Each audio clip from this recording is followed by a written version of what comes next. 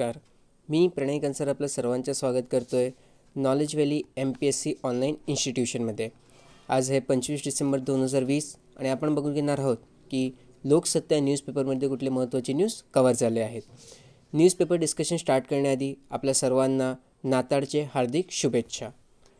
News डिस्कशनमध्ये आपली पहिली जी news आहे ती आहे विरोधकांची टीका, जनरोषामुळे रात्रीच्या संचारबंदीचा निर्णय रद्द, कर्नाटक सरकारची माघार.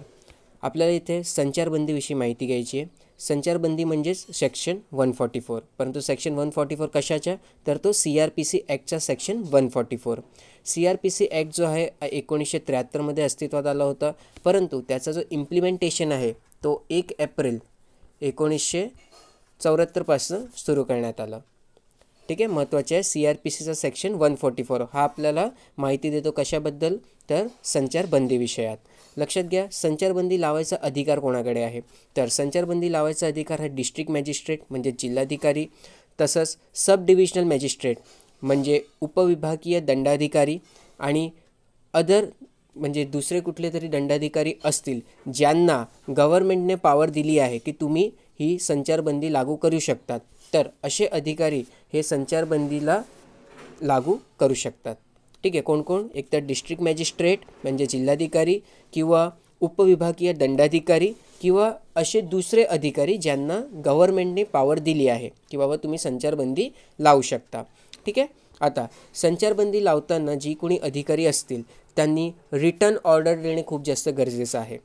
ठीक आहे, त्यांना रिटर्नमध्ये द्यावं लागतं की आम्ही या एरियामध्ये संचारबंदी लागू करतो आहे.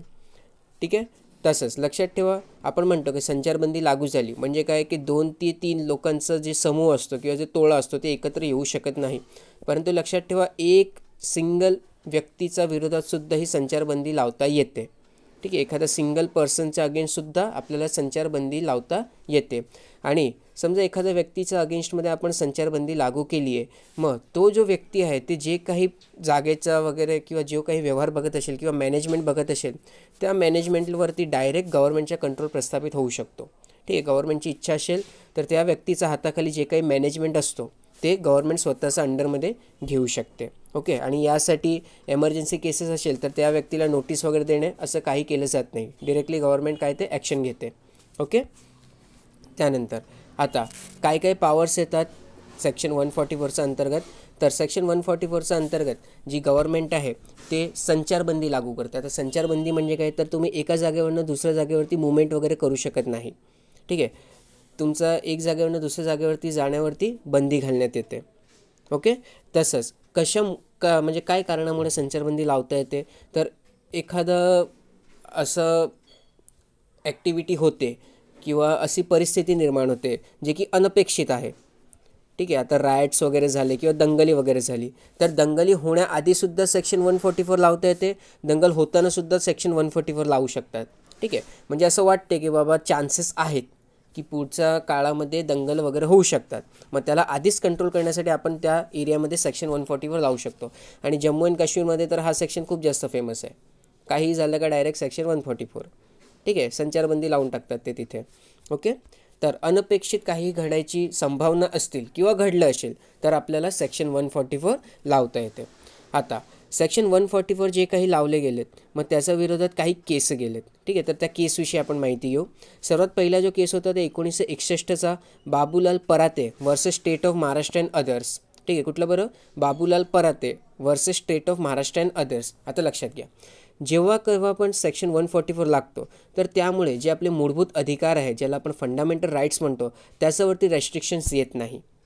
ठीक आहे, परंतु सेक्शन 144च्या अंतर्गत गव्हर्नमेंटकडे खूप जास्त पॉवर असते की ते काय करू शकतात, तर ते सर्टन रेस्ट्रिक्शन्स लावू शकतात, म्हणजे काही प्रमाणात रेस्ट्रिक्शन्स लावू शकतात. आता त्यांनी म्हटलं की बाबा तुमचं मुवमेंटवरती आम्ही बंदी घालतो आहे, तुम्ही एका जागेवरनं दुसऱ्या जागेवरती जाऊ शकत नाही, पण आपल्याला फंडामेंटल राईट आर्टिकल 19 याच्यामध्ये सांगितलं गेलं आहे ना की राईट टू मुवमेंट.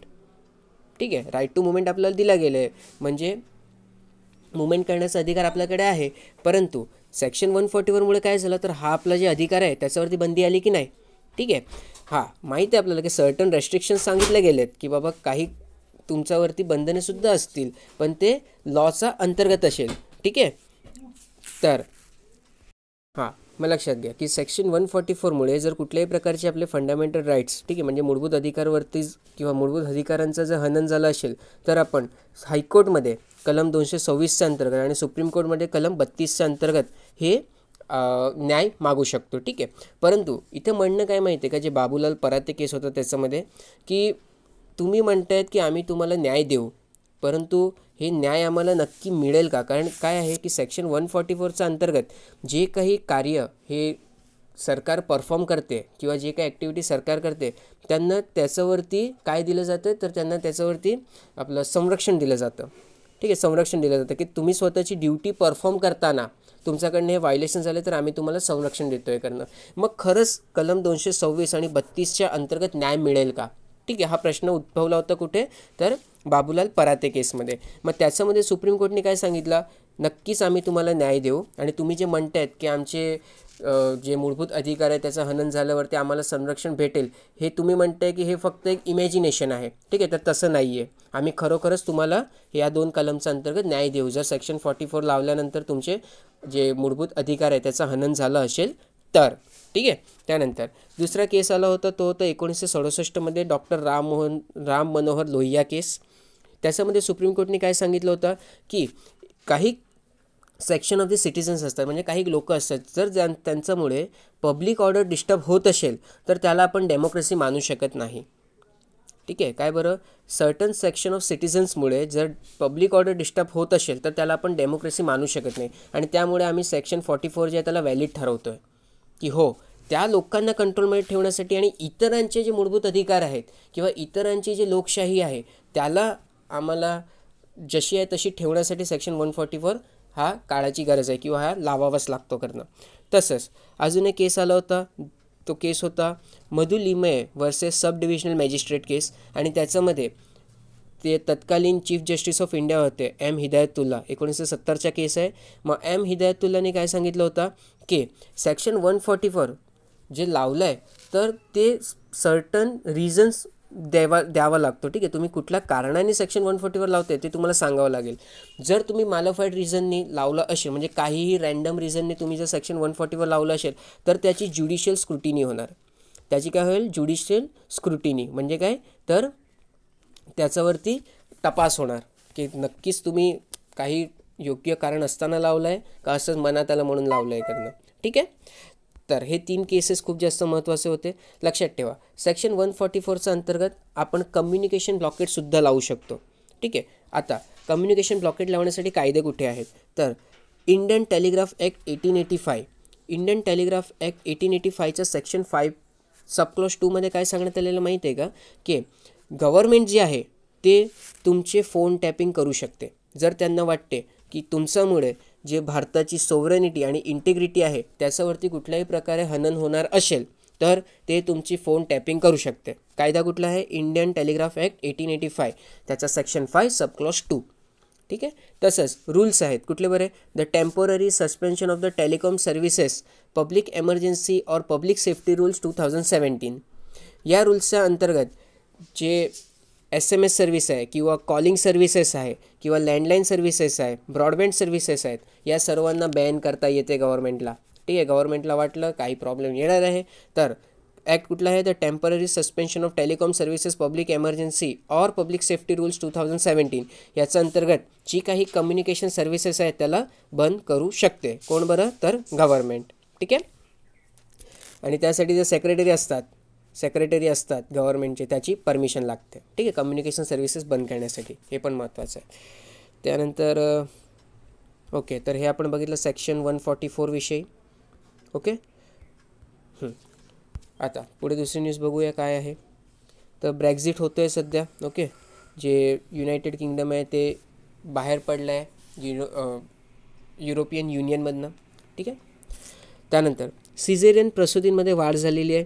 कसं समजलं आपल्याला, तर नॅशनल फॅमिली हेल्थ सर्वे जो 5 आला आहे त्याच्यावरनं आपल्याला हा डेटा भेटला आहे. ठीक आहे, तर काय माहिती आहे बघून घेऊ आपण. मुंबई शहर आणि उपनगरात शासकीय आणि खाजगी रुग्णालयांमध्ये गेल्या काही वर्षात शस्त्रक्रियेद्वारे सिझेरियन प्रसूतीचे प्रमाण वाढल्याचे निरीक्षण राष्ट्रीय कुटुंब आरोग्य सर्वेक्षणात म्हणजे national family health survey NFHS 5 येथे नोंदविले आहे. विशिष्ट दिवशी किंवा मुहूर्तावर बाळाला जन्म देण्याचा अट्टहास, प्रसूती वेदनांची भीती, डॉक्टरांच्या दृष्टीने सोयीस्कर आणि खाजगी रुग्णालयांची नफेखोरी या प्रमुख कारणामुळे सिझेरियन प्रवृत्तीच्या प्रमाणात वाढ होत असल्याचे या सर्वेक्षणाच्या निष्कर्षात आले आहेत.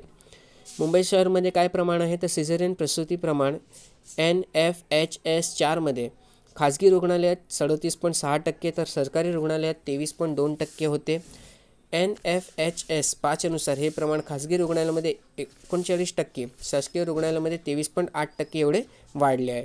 ठीक आहे. आता नंबर इथे लक्षात ठेवायची गरज नाही आहे, पण एक जनरल ट्रेंड लक्षात ठेवा की सी सेक्शनचे जे डिलेवरीज असतात त्याचं प्रमाण वाढलेलं आहे. ओके. आणि कुठून भेटला आपल्याला डेटा तर डेटा आपल्याला भेटला नॅशनल फॅमिली हेल्थ सर्व्हे 5वरनं. साहित्य संमेलनासाठी नाशिकमधून प्रस्ताव आलेला आहे. तर आपण आधी साहित्य संमेलनविषयी बघून घेऊ. तर इतिहासाचा आहे, व्हेरी व्हेरी इम्पॉर्टंट. ठीक आहे. तर 1865 साली न्यायाधीश रानडे यांनी मराठी प्रसिद्ध झालेल्या पुस्तकांचा आढावा घेतलेला दिसतो. त्यानुसार 431 गद्य आणि 230 पद्य पुस्तकांची निर्मिती झाल्याचे दिसते. ग्रंथ प्रसाराला चालना मिळण्याच्या हेतूने तसेच त्यावर एकत्र येऊन विचारविनिमय करण्याच्या हेतूने न्यायाधीश रानडे यांनी लोकहितवादींच्या सहकार्याने 1878चा मे महिन्यात ग्रंथकारांना एकत्र आणण्याचे ठरविले. त्यासाठीचे आव्हान ज्ञानप्रकाश फेब्रुवारी 7, 1878मध्ये प्रसिद्ध झाले आणि या अहवालानुसार मे 11, 1878 रोजी सायंकाळी पुण्याचा हिराबागेत मराठी ग्रंथकारांचे पहिले संमेलन भरले. Very important. ठीक आहे. मराठी ग्रंथकारांचे पहिले साहित्य संमेलन कुठे भरले होते तर ते हिराबागेत भरले होते. कुठे? पुण्यात. ओके. याला पहिले अखिल भारतीय मराठी साहित्य संमेलन समजले जाते. या संमेलनाचे अध्यक्षपद न्यायाधीश रानडे यांनी भूषविले. दुसरे ग्रंथकार संमेलन 1885 साली पुण्यातच भरले. या संमेलनाला पहिल्याच्या मानाने चांगली म्हणजे 100-125 नामवंत ग्रंथकारांची उपस्थिती लाभली होती. मे 21, 1885 रविवारी दुपारी 4 वाजता पुणे सार्वजनिक सभेच्या दाणेआळी बुधवार पेठ जोशी हॉलमध्ये भरले होते. यानंतर जवळजवळ 20 वर्षांनी तिसरे ग्रंथकार संमेलन 1905च्या मे महिन्यात सातारा येथे भरले.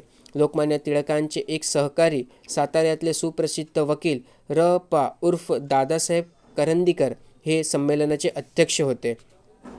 23 मेच्या केसरीत या संमेलनाचा त्रोटक वृत्तांत प्रसिद्ध झाला होता. साताऱ्याचा पाठोपाठ चौथे ग्रंथकार संमेलन पुणे येथे 27-28 मे 1906 शनिवारी रविवारी या दिवशी सदाशिव पेठेत नागनाथ पारा जवळचा मयेकरवाड्यात भरले होते. हे संमेलन आधीच्या संमेलनांपेक्षा जास्त यशस्वी व विधायक स्वरूपाचे झाले. संमेलनाचे अध्यक्ष प्रसिद्ध कवी, ग्रंथकार आणि भाषांतकार गोविंद वासुदेव कानिटकर होते. त्यावेळीचे अनेक मान्यवर ग्रंथकार मंडळी संमेलनासाठी एकत्री आलेली होती. निबंध वाचन, भाषणे, ठराव यामुळे संमेलन 2 दिवस गाजले होते. 93वे साहित्य संमेलन. हे संमेलन 11, 12, 13 जानेवारी 2020 या काळात उस्मानाबाद येथे फादर फ्रान्सिस डिब्रिटो यांच्या अध्यक्षतेखाली पार पडले होते. ठीक आहे. हे महत्त्वाचं आहे की 93वे जे साहित्य संमेलन होतं ते कधी झालं होतं तर 11, 12, 13 जानेवारी 2020मध्ये. कुठे झालं होतं तर उस्मानाबाद येथे झालं होतं. त्याचे अध्यक्ष कोण होते तर फ्रान्सिस डिब्रिटो. ओके. तर हे आपण मराठी साहित्य संमेलनविषयी बघितलं. आता काही न्यूज आहे ते बघून घेऊ. तर 94वा अखिल भारतीय मराठी साहित्य संमेलनाचे यजमानपद भूषवण्याची संधी मिळावी यासाठी नाशिकमधील लोकहितवादी मंडळाकडून एक प्रस्ताव महामंडळाकडे आला आहे. कविवर्य कुसुमाग्रज यांच्या संकल्पनेतून स्थापन झालेल्या या संस्थेचे विश्वस्त हे राष्ट्रवादीचे पदाधिकारी असलेले हेमंत टकले आणि जयप्रकाश जातेगावकर हे अध्यक्ष आहेत. लोकहितवादी मंडळाचे अखिल भारतीय मराठी साहित्य महामंडळाचे अध्यक्ष कौतिकराव ठाले पाटील यांना या संदर्भात पाठविलेल्या प्रस्तावात संस्थेकडून राबवण्यात येत असलेल्या साहित्य प्रक्रमाची माहिती दिलेली आहे. कविवर्य कुसुमाग्रज यांच्या संकल्पनेतून 1950मध्ये लोकहितवादी मंडळी ही संस्था स्थापन झाली आहे. ठीक आहे. तर हे आपण बघितलं कशाविषयी तर साहित्य संमेलनविषयी, मराठी साहित्य संमेलनविषयी. चन्ना एरिस्टोनी असे नामकरण. मेघालयमध्ये स्नेक हेड माशाची नवीन प्रजाती. ठीक आहे. तर प्रश्न असा येऊ शकतो की स्नेक हेड माशाची जी प्रजाती आहे ती कुठे सापडली तर ते मेघालय येथे सापडली आहे. तर आता महाराष्ट्रा संदर्भात काय ते सुद्धा आपण बघून घेऊ. महाराष्ट्रात चन्ना कुळातील प्रजाती डाकू या नावाने ओळखली जाते असे जयसिन्हा यांनी सांगितले. गेल्या काही वर्षात राज्यातून या प्रजातीचे अस्तित्व जवळपास नामशेष झाले असून गेल्या वर्षी रत्नागिरीजवळ नोंद झाली होती. ठीक आहे, तर महाराष्ट्रात त्याला काय म्हणतात, डाकू म्हणतात. ओके, त्यानंतर पुढे राज्यात 40 लाखांपेक्षा अधिक डिजिटल स्वाक्षरीयुक्त 7/12 8 उतारे डाउनलोड. दोन्ही प्रकारचे उतारे डाउनलोड करण्यात पुणे जिल्ह्यात राज्यात आघाडीवर आहे. ठीक आहे, आता लक्षात घ्या 7/12 काय असतो आणि 8 काय असतो. समजा जमीन आहे. ठीक आहे, एका व्यक्तीकडे 3-4 जमिनी आहेत. एक समजा पालघरमध्ये आहे, दुसरी वसईमध्ये आहे, तिसरी विरारमध्ये आहे, चौथी नालासोपारा येथे आहे. तर जी काही जमीन त्या व्यक्तीच्या नावावर आहे त्या जमिनीचे एक ओळखपत्र असते. जमिनीचं स्वतःचं एक ओळखपत्र असतं की जमीन किती स्क्वेअर फूटची आहे किंवा किती एकरची आहे. ठीक आहे, मग ती काही आणि ही जमीन कोणाचं नावावर आहे तर ही जी ओळखपत्र असते त्याला आपण 7/12 म्हणतो. प्रत्येक जमिनीसाठी वेगवेगळा 7/12 असतो.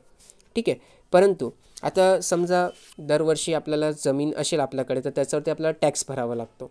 ठीक आहे, मग जेव्हा आपण रेव्हेन्यू ऑफिसरकडे जातो तेव्हा आपल्याला प्रत्येकासाठी वेगवेगळा 7/12 घेऊन जावा लागतो. मग हे दुनियाभरचे डॉक्युमेंट नेण्यापेक्षा आपण फक्त एक डॉक्युमेंट नेऊ आणि त्या एक डॉक्युमेंटला आपण नाव दिला 8 ठीक आहे, 8चा उतारा. आता 8चा उतारामध्ये काय असते, समजा एक व्यक्ती ए आहे, त्याच्याकडे ही 4 जमिनी आहे. ठीक आहे, पालघरमध्ये एक आहे, दुसरी वसईमध्ये, तिसरी विरारमध्ये आणि चौथी नालासोपारा येथे आहे. तर ए व्यक्ती काय करेल, ए व्यक्तीचा अंतर्गत ही जे 4ही जमीन आहे त्याचा संक्षिप्त म्हणजे एक लेखाजोखा जो असतो तो या 8A डॉक्युमेंटवरती असतो. म्हणजे फक्त हा एकच डॉक्युमेंट घेऊन गेल्यावरती सुद्धा समजते की एका व्यक्तीच्या नावावरती किती जमीन आहे आणि त्याच्यानुसार त्या व्यक्तीला आपण काय करू शकतो तर टॅक्स भरायला लावू शकतो. ठीक आहे, मग 7/12 काय करतो, 7/12मध्ये आपल्याला सर्व डॉक्युमेंट्स घेऊन जावे लागतात कारण प्रत्येक जमीनसाठी वेगवेगळा 7/12 असतो ना. पण 8A काय असतं, एकच डॉक्युमेंट असतो ज्याच्यामध्ये जेवढी काही जमीन एका व्यक्तीच्या नावावरती असेल ती सर्व माहिती हा 8A उतारामध्ये दिलेली असते. मग इथे टॅक्स ऑफिसरसाठी सुद्धा ते वाचणे आणि त्याच्यावरती टॅक्स लावणे सोपं होते करणं. ठीक आहे, तर हे आपण माहिती घेतली कशाविषयी, 7/12 आणि 8 उताराविषयी. ओके, आणि अजून एक महत्त्वाची गोष्ट म्हणजे काय तर आपण ई गव्हर्नन्सचं बात करतो. ठीक आहे, ई गव्हर्नन्सच्या माध्यमातून आपण काय केलं तर 7/12चे उतारे हे ऑनलाईन पद्धतीने मिळवून घेतले. परंतु ऑनलाईन पद्धतीने मिळवण्यासाठी एक ॲप्लिकेशन आहे. ठीक आहे, एक ॲप आहे. ॲपचं नाव काय आहे तर ई महाभूमिलेख. ठीक आहे, महाभूलेख. ओके, ॲप्लिकेशनचं नाव काय आहे, महाभूलेख. ओके, महाभूलेख म्हणजे काय तर महाराष्ट्र भूमी अधिलेख. ठीक आहे, महाभूलेख हा नाव आहे ॲप्लिकेशनचा. तर हे ॲप्लिकेशनचं नाव लक्षात ठेवा आणि ते ई गव्हर्नन्ससाठी खूप जास्त महत्त्वाचं आहे. मग आता जे काही आपण उतारे वगैरे घेतो आहे तर ते आपण महाभूलेख या एक काय बोलू वेबसाईटच्या माध्यमातून आपण घेतो आहे. ठीक आहे, त्यानंतर पुढे मराठा आरक्षणाला धोका झाल्यास सरकार जबाबदार, खासदार संभाजीराजे यांचा इशारा. अन्यथा सारथी बंद करून टाका. राजर्षी शाहू महाराजांच्या विचारांचे पाईक असलेले शरद पवार यांनी सारथी संस्था वाचवण्याबाबत हस्तक्षेप केला पाहिजे, अन्यथा सारथी संस्था एकदाची बंद करून टाका अशी उद्विग्नता संभाजीराजे यांनी व्यक्त केली. आता आपल्याला माहिती घ्यायची सारथी काय आहे. ठीक आहे, तर सर्वात आधी लक्षात घ्या सारथीचा फुल फॉर्म काय आहे. सारथी आहे Chhatrapati Shahu Maharaj research training and human development institute. काय बरं सारथीचा फुल फॉर्म आहे, Chhatrapati Shahu Maharaj research training and human development institute. ठीक आहे, हा कुठे आहे तर ते पुणे येथे आणि पुणे येथे ते कंपनी ॲक्ट 2013 कुठलं बरं कंपनी कायदा 2013 याचा अंतर्गत सेक्शन 8 आहे आणि त्याच्या अंतर्गत नॉन प्रॉफिट ऑर्गनायझेशन काय बरं नॉन प्रॉफिट गव्हर्नमेंट कंपनी म्हणून ही जी सारथी आहे ते रजिस्टर केली गेली आहे. ठीक आहे, आता सारथीचं काम काय असणार आहे ते लक्षात घ्या. सारथीचं काम असणार आहे रिसर्च कंडक्ट करणे, पॉलिसी समजवणे गव्हर्नमेंटला आणि जे काही समाज आहेत जसे की मराठा कुणबी मराठा आणि कुणबी कम्युनिटी जे महाराष्ट्रामध्ये राहत आहेत त्यांच्या सोशिओ इकॉनॉमिकल आणि एज्युकेशन डेव्हलपमेंट घडवून आणायचं. ठीक आहे, सारथीचं काम काय आहे 4 कम्युनिटी कुठली मराठा कुणबी मराठा आणि कुणबी कम्युनिटी. ठीक आहे, जे महाराष्ट्र स्टेटमध्ये राहत आहेत त्यांचा सोशिओ इकॉनॉमिक आणि एज्युकेशनल डेव्हलपमेंट कसं घडवता येईल त्याच्यावरती रिसर्च करणे, त्याच्यावरती पॉलिसी बनवणे आणि ती पॉलिसी हे गव्हर्नमेंटच्या संदर्भात आणून देणे, ठीक आहे, किंवा गव्हर्नमेंटच्या नजरेखाली आणून देणे, हे काम कोणाचं आहे? हे काम सारथीचे आहे. सारथी हे कंपनी कायदा 2013च्या अंतर्गत सेक्शन 8 म्हणून ती रजिस्टर आहे आणि ती एक नॉन प्रॉफिट गव्हर्नमेंट कंपनी आहे, ठीक आहे. आता हे आपण बघितलं कुठली 4 कास्ट, 4 कास्ट इम्पॉर्टंट आहे की मराठा कुणबी, कुणबी मराठा आणि मराठा कुणबी, ओके. आणि यांच्या डेव्हलपमेंटसाठी हे सारथी काम करते.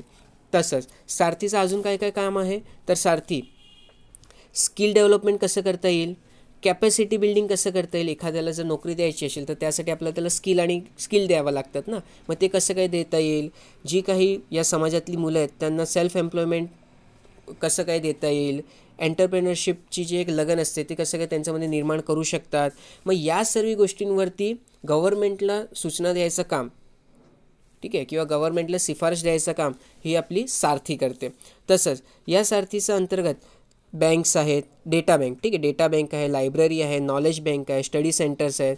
तर हे सर्व्हिससुद्धा अवेलेबल करून देते त्या 4 कास्टला, ओके, सारथी. म्हणून सारथी खूप जास्त महत्त्वाचे आहे. तसंच सारथी अजून काय करते तर जे मराठा समाजातली मुलं आहेत त्यांच्यासाठी स्कॉलरशिप वगैरे, किंवा जे फार्मर आणि विमेन्स आहेत त्यांना गायडन्स आणि काउन्सिलिंग्स वगैरे द्यायचं काम करते, ठीक आहे. काय काम करते ते? गायडन्स द्यायचं आणि काउन्सिलिंग करायचं काम करते की कशाप्रकारे तुम्ही तुमचं जे जीवन आहे त्याला अजून उत्कृष्ट बनवू शकतात, ओके. त्यानंतर स्कॉलरशिप नाही आहे बरं, लक्षात ठेवा, गायडन्स द्यायचं काम करते हां का, गायडन्स द्यायचं आणि काउन्सिलिंग करायचं काम करते. आणि कॅपॅसिटी बिल्डिंग आणि स्किल डेव्हलपमेंट, तसं एंटरप्रेनरशिपची आवड कशी काय निर्माण करता येईल त्याच्यावरती ती फोकस करते.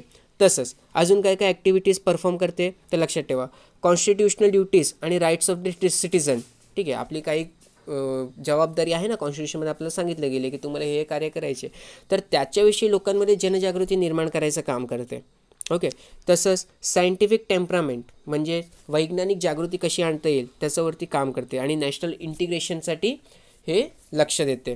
तसंच अजून भारतामध्ये ब्रदरहूड म्हणजे बंधुभावना, कम्युनल हार्मनी, पीसफुल कोएक्झिस्टन्स, तसंच equity and social justice, caste bias, race bias आणि सुपरस्टिशन म्हणजे अंधविश्वास, हे सर्व दूर करायचं कामसुद्धा या इन्स्टिट्यूट करते. म्हणजे या सर्व विषयांवरती जनजागृतीचं काम एका प्रकारे ही इन्स्टिट्यूट करते. इन्स्टिट्यूट का नाव काय आहे? सारथी, ठीक आहे, व्हेरी इम्पॉर्टंट हां. तसंच हां, जे म्हणजे महाराष्ट्रामध्ये डावरी प्रथा चालू आहे, जाट पंचायत चालते, सोशल बॉयकॉट होते मुलांचा म्हणजे व्यक्तींचा, ठीक आहे. तसंच डॉमेस्टिक व्हायलन्स होते. तर हे सर्व थांबवण्यासाठी सुद्धा कसं काय लोकांना जागृत करता येईल तर हे सर्व बघायचं काम करते सारथी, ओके. तर हे आपण सारथीविषयी माहिती घेतली. मराठा, कुणबी, कुणबी मराठा आणि कुणबी, ठीक आहे, हे 4 कास्टच्यावरती जास्त फोकस असतं सारथीचा, ठीक आहे. त्यानंतर पुढे आपण बघू, जमिनीवरून हवेतील लक्ष्य भेदणारा क्षेपणास्त्राची चाचणी यशस्वी झाली आहे. तर आपण त्याच्याविषयी थोडीशी माहिती घेऊ. तर भारताची जे DRDO आहे त्यांनी medium range surface to air missile, काय बरं, medium range surface to air missile हे मिसाईलला टेस्ट केला आणि तो टेस्ट सक्सेसफुल झाली आहे. कुठून टेस्ट केली गेली आहे तर ओडिशा कोस्टवरनं, ठीक आहे, ओडिशाच्या किनारपट्टीवरनं आपण त्याला टेस्ट केलं आहे. आता लक्षात घ्या, मीडियम रेंज म्हणजे काय, तर मीडियम रेंज म्हणजे 1000 ते 3000 किलोमीटरची जे रेंज असते त्याला आपण काय म्हणतो, त्याला आपण मीडियम रेंज म्हणतो. आणि हे एक कॅनिस्टर लॉन्च मिसाईल आहे, म्हणजे एक व्हेकल असतो त्याच्यावरनं त्याला लॉन्च करता येते, ठीक आहे. तर ते लॉन्च केलं आणि आपण काय केलं तर एक अनमॅन एरियल व्हेकल, ठीक आहे, एक विमानसारखं अनमॅन एरियल व्हेकल होतं, त्याला आधी आपण उडवला आणि त्याचं नाव काय होतं, त्याचं नाव होतं बानशी. काय नाव होतं त्याचं नाव होतं बानशी. आणि नंतर आपण एक मोटर व्हेकल होता त्याच्यावरून आपण हे MRSAM म्हणजे medium range surface to air missile launch केला आणि त्यांनी या बानशीला खाली पाडलं, ठीक आहे. आणि भारतामध्ये कोणी डेव्हलप केलं आहे त्याला तर DRDOने डेव्हलप केलं आहे आणि त्याच्यामध्ये आपल्याला इस्रायल एरोस्पेस इंडस्ट्रीज आहे त्याची मदत मिळाली आहे, ओके. आणि मॅन्युफॅक्चर कोणी केलं आहे तर मॅन्युफॅक्चर करायचं काम केलं आहे भारत डायनामिक लिमिटेडने, ठीक आहे. मॅन्युफॅक्चरिंग करायचं काम कोणी केलं आहे तर भारत डायनामिक लिमिटेडने केलं आहे. तर हे आपण बघितलं क्षेपणास्त्राची चाचणीविषयी. महत्त्वाची न्यूज आहे, देवनागरी मुद्रित झालेल्या जगातील पहिला ग्रंथ मिरजेत, ठीक आहे. काय बरं, देवनागरीत मुद्रित झालेला जगातील पहिला ग्रंथ मिरजेत. तर आपण थोडीशी माहिती घेऊ याच्याविषयी. देवनागरी लिपीमध्ये मुद्रित झालेला जगातील पहिला ग्रंथ आणि जगातील पहिली मुद्रित भगवद्गीता मिरज इतिहास संशोधन मंडळाच्या संग्रहात समाविष्ट झाली आहे. इसवी सन 1805मध्ये छपाई झालेल्या या भगवद्गीतेनंतरच देवनागरीमध्ये ग्रंथ छपाईची परंपरा सुरू झाली. महत्त्वाचं आहे का, 1805मध्ये हा छापला गेला होता. कारण इतिहास संशोधन मानसिंगराव कुमठेकर यांच्या संग्रहात असलेला हा ग्रंथ अभ्यास करण्यासाठी जगभरातील संशोधक मिरजेस भेट देत आहेत. कुरुक्षेत्रावर झालेला कौरव पांडव युद्धावेळी श्रीकृष्णाने अर्जुनाला सांगितलेले तत्त्वज्ञान म्हणजे गीता हा ग्रंथ. श्रीकृष्णाने गीतेतून अर्जुनाला केलेले हे उपदेश आजच्या जगालाही तेवढेच लागू आहेत असे मानले जाते. हे बघा असा दिसतो तो. ठीक आहे, 1805मध्ये जो आपण बनवला होता तो.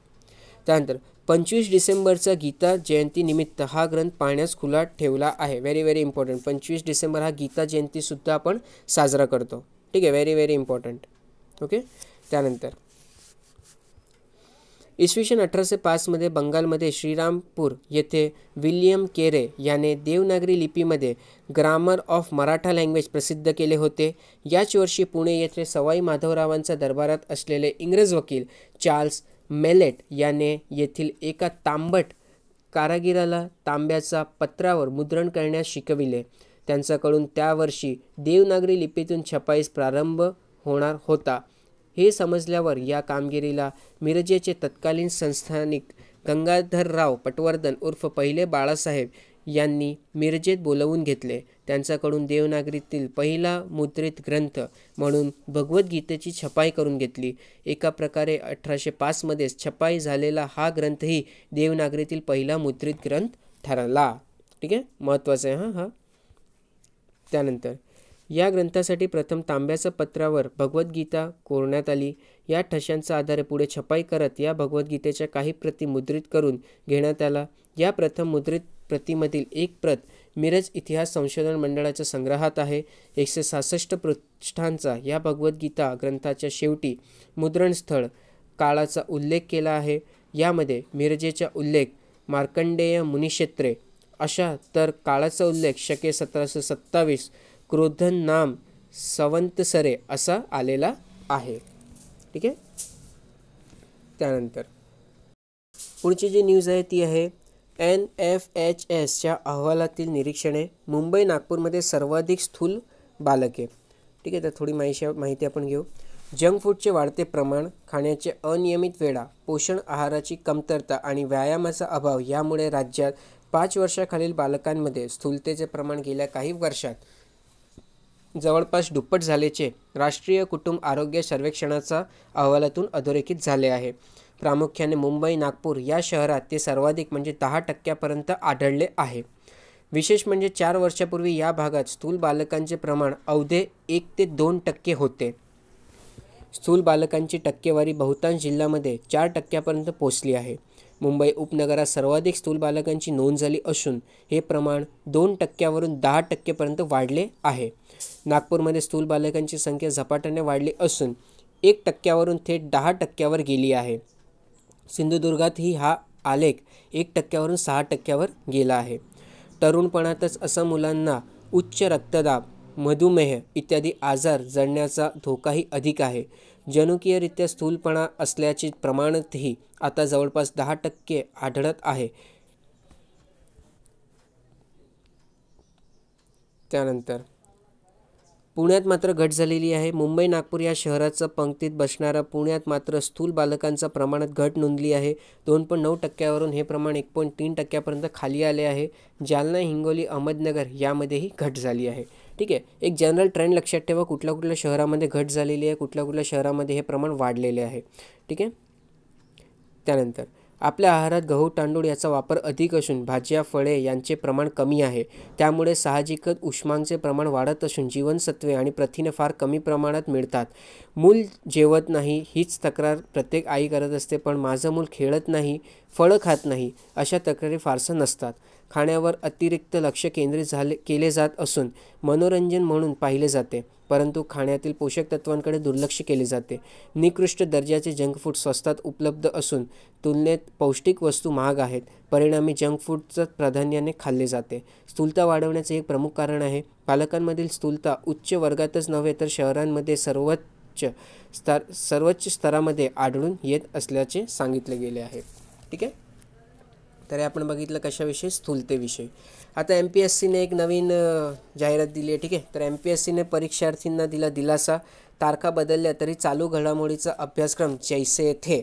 म्हणजे काय, तर राज्य लोकसेवा आयोगाची परीक्षा तब्बल 4 वेळा स्थगित करून पुन्हा काही महिन्यांनी घेण्यात येणार असली तरी चालू घडामोडी या महत्त्वाच्या विषयाचा अभ्यासक्रमात कुठलाही बदल होणार नसल्याची खात्रीशीर माहिती आयोगातील एका मोठ्या अधिकाऱ्याने दिली.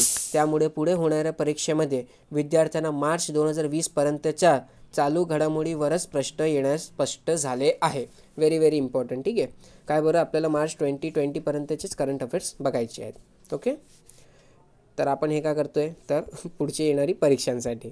ओके, बघू दुसरी काय न्यूज आहे. ओके, आगरकर संशोधन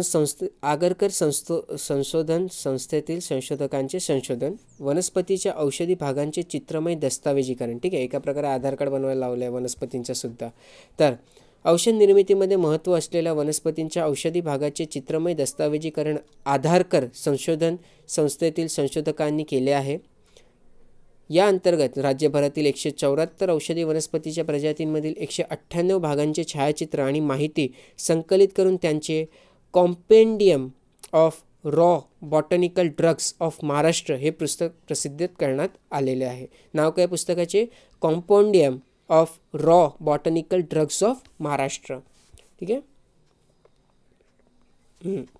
आता विनामूल्य डाउनलोड करण्याची सुविधासुद्धा उपलब्ध असणार आहे. तर compendium of raw botanical drugs of Maharashtra आणि यापूर्वीचे forest foods of northern western Ghat ही 2 पुस्तके आगरकर संशोधन संस्थेच्या संकेतस्थळावर ई-बुक स्वरूपात विनामूल्य डाउनलोड करण्यासाठी उपलब्ध करून देण्यात आली आहे. त्यानंतर पुढची न्यूज जी आहे, अच्छा, क्रांतिज्योती सावित्रीबाई फुले विषयी आपल्याला बघायचं आहे, ते आपण बघू नंतर. आत्मनिर्भर भारत हे रवींद्रनाथ टागोर यांच्या दृष्टिकोनाचे सार असं पंतप्रधानांनी सांगितलं आहे. रवींद्रनाथ टागोर यांनी स्थापन केलेल्या विश्वभारती विद्यापीठाच्या शताब्दी कार्यक्रमात पंतप्रधान बोलत होते. आता लक्षात घ्या, आपण अलीगढ मुस्लिम विद्यापीठविषयी बघितलं होतं लास्ट टाईम. ठीक आहे, त्यालासुद्धा 100 वर्ष पूर्ण झाली आहे आणि आता जे विश्वभारती विद्यापीठ आहे त्यालासुद्धा 100 वर्ष पूर्ण झाली आहे. तर आपण त्याच्याविषयी थोडीशी माहिती बघून घेऊ. तर लक्षात घ्या, विश्वभारती हे जे विद्यालय आहे ते एक पब्लिक रिसर्च सेंट्रल युनिव्हर्सिटी आहे. ठीक आहे, म्हणजे काय, तर सरकार याला चालवते. ओके, आणि सेंट्रल युनिव्हर्सिटी आहे म्हणजे केंद्रीय विद्यापीठ आहे ते, आणि ते एक नॅशनल इम्पॉर्टन्ससुद्धा आहे. ठीक आहे, इन्स्टिट्यूट ऑफ नॅशनल इम्पॉर्टन्ससुद्धा आहे. कुठलं बरं, तर विश्वभारती. कुठे आहे, तर शांतिनिकेतन वेस्ट बेंगलमध्ये आहे. ओके, कोणी याला फाउंड केलं होतं किंवा अस्तित्वात आणलं होतं, तर ते रवींद्रनाथ टागोरने अस्तित्वात आणलं होतं आणि विश्वभारती नावसुद्धा त्यांनीच दिलं होतं. ठीक आहे, लक्षात ठेवा. 1951 मध्ये, ठीक आहे, 1951 मध्ये आपण संसदेमध्ये एक कायदा पारित केला आणि त्याच्यामार्फत आपण जे विश्वभारती आहे त्याला सेंट्रल युनिव्हर्सिटीचा दर्जा दिला. ठीक आहे, 1951 मध्ये कायदा पारित करून संसदेमध्ये आपण जे विश्वभारती युनिव्हर्सिटी आहे त्याला सेंट्रल युनिव्हर्सिटीचा दर्जा दिला.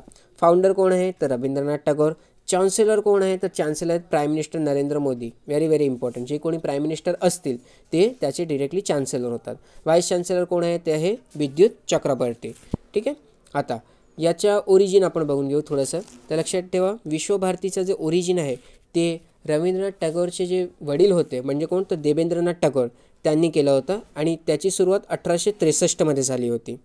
ओके, 1863 मध्ये जेव्हा सुरुवात झाली तेव्हा जे रायपूरचे जमीनदार होते, जमीनदार ऑफ रायपूर, त्यांनी जमीन दिली होती आणि त्याच्यावरती मग जे देवेंद्रनाथ टागोर होते त्यांनी पहिली शाळा सुरू केली होती आणि कालांतराने त्याचं आपण विश्वभारती युनिव्हर्सिटीमध्ये परिवर्तन होते. ठीक आहे, ते जे आश्रम होता, जे देवेंद्रनाथ टागोरने आश्रम सुरू केला होता त्याचं नाव काय होतं, त्यांनी ठेवलेलं ब्रह्मचर्य आश्रम आणि त्यानंतर त्याचं नाव बदलून त्यांनी केलं ब्रह्मचर्य विद्यालय. ठीक आहे, 1901 पासनं जे रवींद्रनाथ टागोर आहेत त्यांनी तिथे हिंदू मेळा भरवायला सुरुवात केली आणि खूप जास्त महत्त्वाचा आहे हिंदू मेळा का महत्त्वाचा आहे कारण आपण बेंगॉलची जे क्रांती बघतो ना त्याचे केंद्रस्थानी हिंदू मेळाच होता करणं जे नॅशनलिझमची जे फिलिंग ते लोकांमध्ये जागृत करत होता. ओके. आता रवींद्रनाथच्या टीचिंगविषयी थोडीशी माहिती घेऊ आपण. तर रवींद्रनाथ जे होते ते ओपन एअर एज्युकेशनमध्ये खूप जास्त बिलीव्ह करायचे म्हणजे त्यांचा विश्वास होता ओपन एअर एज्युकेशनमध्ये. आता प्रश्न आला असेल ओपन एअर एज्युकेशन म्हणजे काय तर 4 भिंतीचा आतमध्ये न शिकता आपण खुला आकाशाच्या अंतर्गत शिकूया. ठीक आहे. कारण त्यांचं असं मानणं होतं की हे जे 4 भिंत असतात ते काय करतात तर ते आपला मेंदूलासुद्धा बांधून ठेवतात. ठीक आहे. म्हणजे काय तर आपण एकदम फ्री थिंक करू शकत नाही.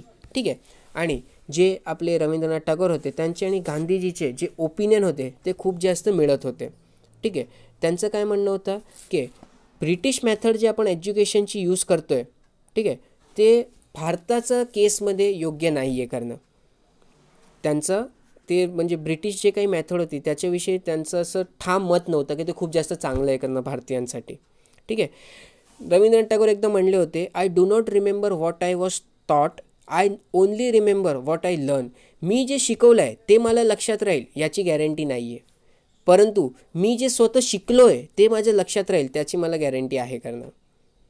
ओके. आणि हाच प्रिन्सिपलवरती पुढे जाऊन त्यांनी काय केलं तर त्यांनी विश्वभारती जी युनिव्हर्सिटी होती त्याचा पाया घडवला. ओके. तर आणि अजून एक गोष्ट ते काय म्हणायचे तर ते म्हणायचे की जोपर्यंत शिक्षक आणि स्टुडंट दोन्हीही सॅटिस्फाय होत नाही ना तोपर्यंत तुम्हाला जे एज्युकेशन आहे त्याला कंटिन्यू करायचं आहे. ओके. जे काही तुम्ही कोर्स करता आता कसं असतं की 1 वर्षाचा कोर्स आला तर आला नाही आला तर 1 वर्षानंतर कोर्स संपला आपण क्लासेसच घेऊन टाकू MPSCचे क्लासेस. ठीक आहे. 1 वर्षाचे क्लासेस असतात तुम्ही त्यासाठी 70,000 रुपये फी भरतात पुण्याला जाऊन. ठीक आहे. झालं तर ठीक नाही झालं तर 1 वर्षानंतर तुम्ही घरी. ठीक आहे. परंतु इथे रवींद्रनाथ टागोर काय सांगतात जोपर्यंत शिक्षक आणि विद्यार्थी यांचं समाधान होत नाही तोपर्यंत हा कोर्स संपवायला नाही पाहिजे त्याला कंटिन्यू ठेवा. ठीक आहे. हे कोणाचा विचार होता तर हे रवींद्रनाथ टागोर यांचा विचार होता. ठीक आहे. म्हणजे कुठल्या प्रकारे समयची बंदी नाही तुम्हाला जसं योग्य वाटेल कारण त्यांना माहिती आहे की प्रत्येक स्टुडंटची शिकायची जी क्षमता असते ते वेगवेगळी असते. कोणी पटकन ग्रॅब करते तर कोणाला त्याच्यामागे टाईम लागतो. ठीक आहे. तर हे आपण बघितलं कशाविषयी विश्वभारती युनिव्हर्सिटी आणि रवींद्रनाथ टागोर यांच्याविषयी. पश्चिम बंगाल विधानसभा निवडणुकीसाठी काँग्रेस डावा पक्षाचा आघाडी. आता लक्षात ठेवा पश्चिम बंगाल जे आहे त्याच्यामध्ये जे विधानसभा आहे त्याच्यामध्ये सीट्स किती आहे. ठीक आहे. तर 294 सीट्स आहेत. जम्मू काश्मीरमध्ये सध्या 114 सीट्स आहेत. ओके. आणि तिथेसुद्धा फक्त लेजिस्लेटिव्ह असेंब्ली आहे म्हणजे विधानसभाच आहे विधान परिषद नाही आहे. ठीक आहे. विधान परिषद कुठल्या राज्यामध्ये तर आपण त्याच्यासाठी एक ट्रिक बघितली होती ताज कुंभ. ठीक आहे. राजकुंभ आपण ट्रिक बघितली होती.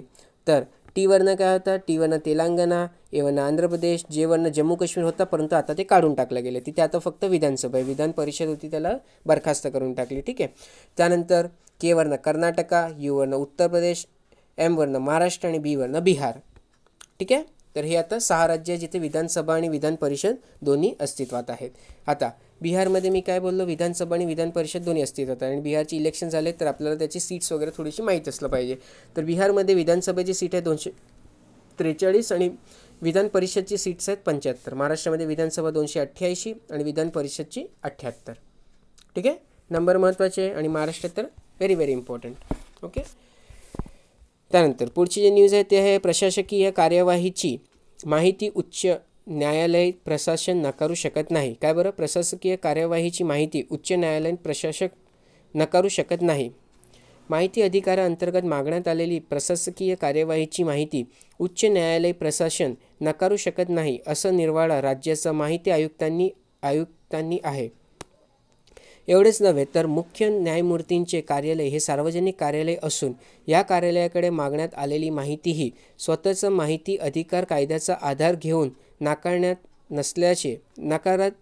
नकारता येणार नसल्याचे आयोगाने स्पष्ट केले आहे. एक सामाजिक कार्यकर्त्याने मुख्य न्यायमूर्तींना केलेला पत्रव्यवहारातील कार्यवाहीची माहिती 15 दिवसात त्याला उपलब्ध करण्याचे आदेश आयोगाने उच्च न्यायालय प्रशासनाला दिले आहेत. ओके. म्हणजे काय की जे काही तुम्ही प्रशासकीय कार्यवाही करतायत त्याला RTIच्या अंतर्गत तुम्हाला पब्लिकला त्याची इन्फॉर्मेशन देणे गरजेचं आहे. आपल्यासाठी काय महत्त्वाचं आहे आपल्यासाठी महत्त्वाचं आहे RTI. तर आपण RTI विषयी माहिती घेऊया. ठीक आहे. तर RTI ॲक्ट कधी आला होता लक्षात ठेवा. RTI ॲक्ट जे आहे ते 2005मध्ये आला, परंतु त्याचा मागची हिस्ट्री पण आपल्याला बघायची आहे. ओके, तर आपण 1948मध्ये 10 डिसेंबर 1948, कधी बरं, 10 डिसेंबर 1948 या दिवशी आपण काय साईन केलं, तर universal declaration of human right. आणि हाच दिवस जो असतो दरवर्षी 10 डिसेंबर हा आपण ह्युमन राईट डे म्हणून साजरा करतो. ठीक आहे. तर universal declaration of human right जे आहे ते आपण 1948मध्ये साईन केलं आणि त्याच्या माध्यमातून आपल्याला अधिकार भेटला की प्रत्येक नागरिकला हे माहिती घेण्याचा अधिकार आहे. तसंच आपण covenant on civil and political rights 1966, ठीक आहे, काय बरं, the international covenant on civil and political right 1966 या जे दस्तावेज होते त्याच्यावरती सुद्धा सहाय्य केले आणि त्याच्या अंतर्गत सुद्धा आपल्याला जी काही भारतीय आहेत त्यांना माहितीचा अधिकार देणे गरजेचं झाला. तसंच एक केस आला होता 1986मध्ये. केसचं नाव काय होता, तर mister Kulwal versus Jaipur municipal corporation case. ठीक आहे. आणि त्याच्या अंतर्गत काय सांगण्यात आलं की कलम 19च्या अंतर्गत प्रत्येक व्यक्तीला हा माहितीचा अधिकार आहे. ठीक आहे. आणि इथून 1986पासनं RTI असलं पाहिजे त्याच्यावरती चर्चा सुरू झाली, कुठे, भारतामध्ये. ओके. आणि त्याच्याच माध्यमातून 2005मध्ये मग ॲक्ट आला. आणि लक्षात ठेवा RTI जे आहे ही आर्टिकल 19च्या अंतर्गत येते. ठीक आहे.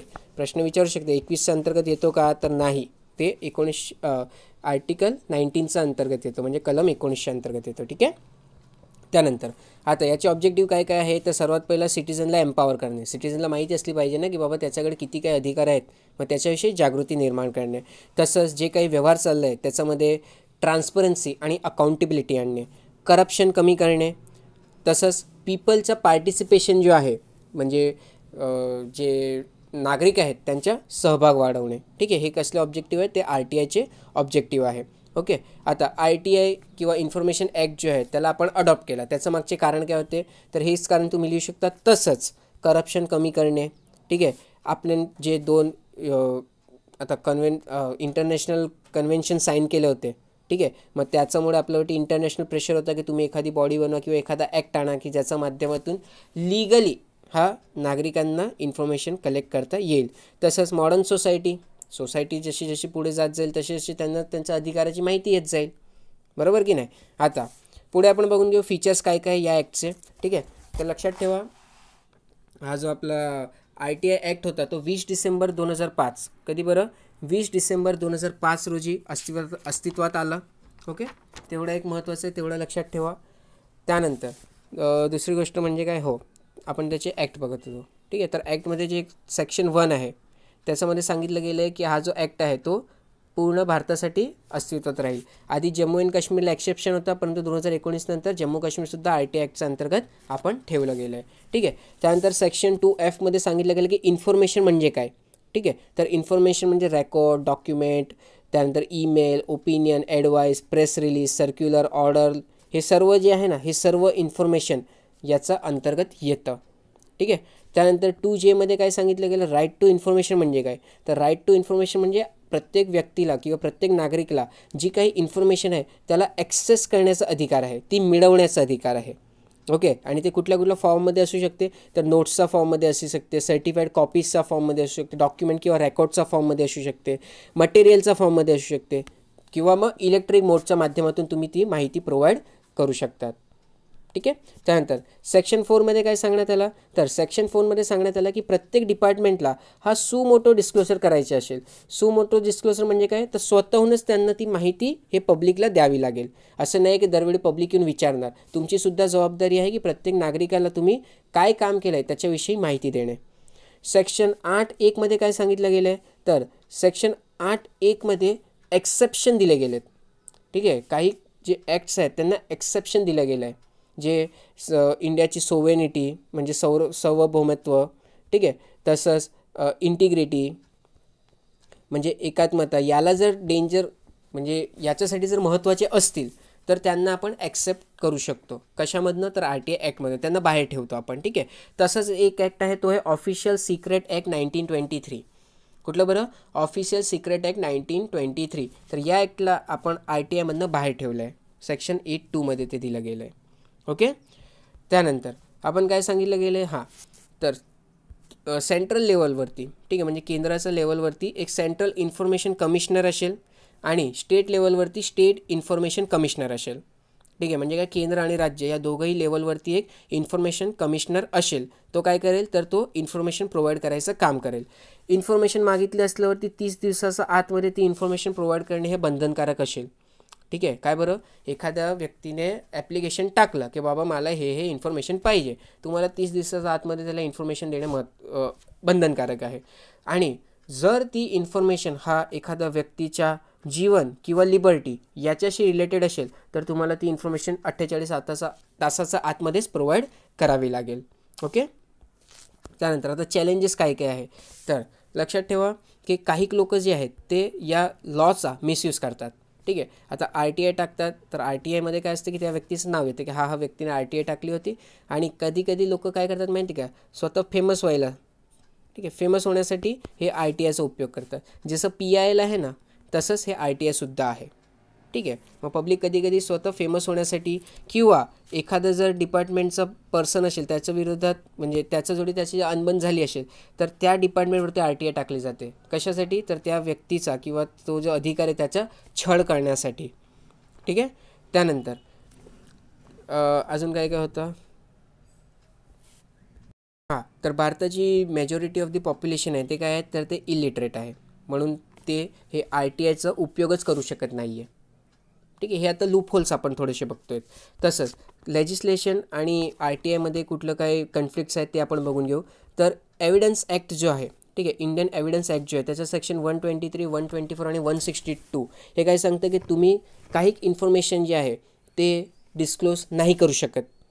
ठीक आहे, आता RTIच्या अंतर्गत आपल्याला प्रत्येक इन्फॉर्मेशन भेटली पाहिजे ना, परंतु हे इंडियन एव्हिडन्स ॲक्ट जो आहे तो काय म्हणतो सेक्शन 123, 124 आणि 126 याच्या अंतर्गत जी काही इन्फॉर्मेशन आहे त्याला तुम्हाला डिस्क्लोज नाही करायची आहे.